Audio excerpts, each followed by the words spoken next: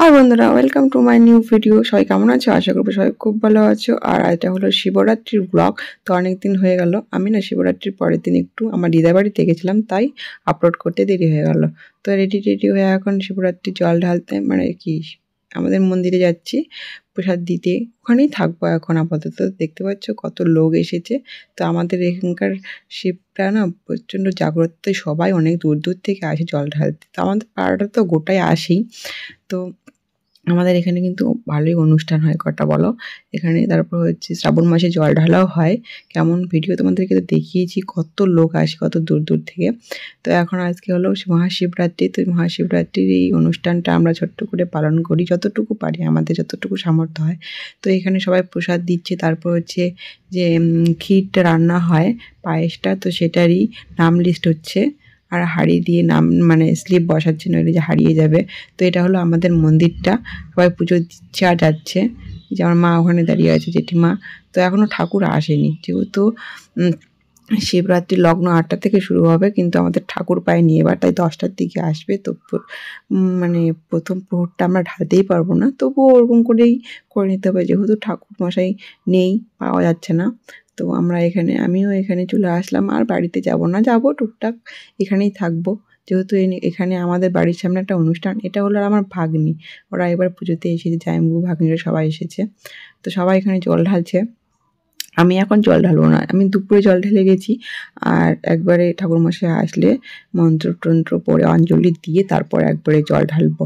আর আমরা 4 প্রহরই জল ঢালি, সারা রাতই জাগি, কারণ শিবরাত্রির দিনটা নাকি ঘুমাতে হয় না, তাই ঘুমাইও না আমরা, একদম সারা রাত জেগে এখানেই বসে থাকি, বাড়িতেও যাই না।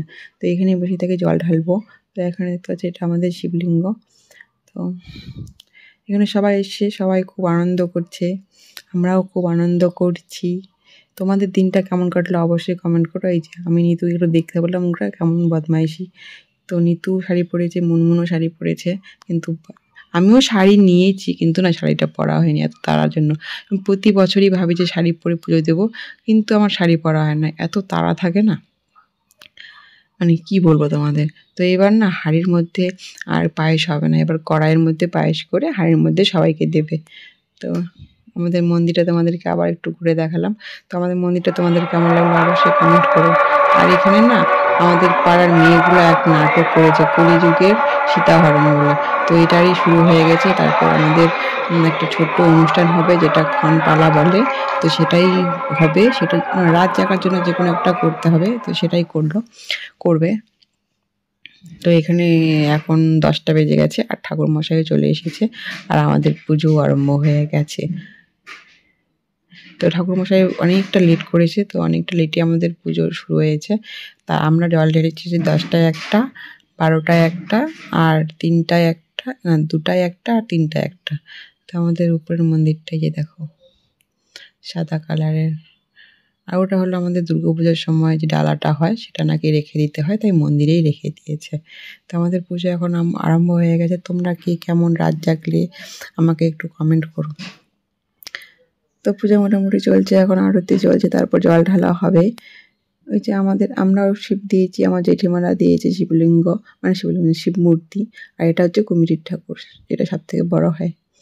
আর এগুলো না বিসর্জন হবে হচ্ছে হোলির দিন। সেই হোলির দিনও বক্স আনবে, নাচ গান হবে, আনন্দ হবে, প্রচুর আনন্দ হয় হোলির দিন, যেদিন আমরা ঠাকুর বিসর্জন দিই। তো এখানে দেখো আমাদের ক্ষণপালাটা আরম্ভ হয়ে গেছে, এখানে একটু নাচ দেখাচ্ছে, আর কত দর্শক। মানে আমাদের সামনে পাড়াতেও একটা গান হচ্ছে, তো ওখানেও গেছে, তো ওই জন্য অতটা লোক নেই। আর এখানে দেখো পায়েস রান্না হচ্ছে, ভোগ, শিবের ভোগ রান্না হচ্ছে। এই দেখো কত হাঁড়ি।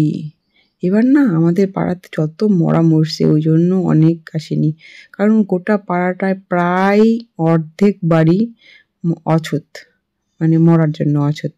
Tata, bye bye.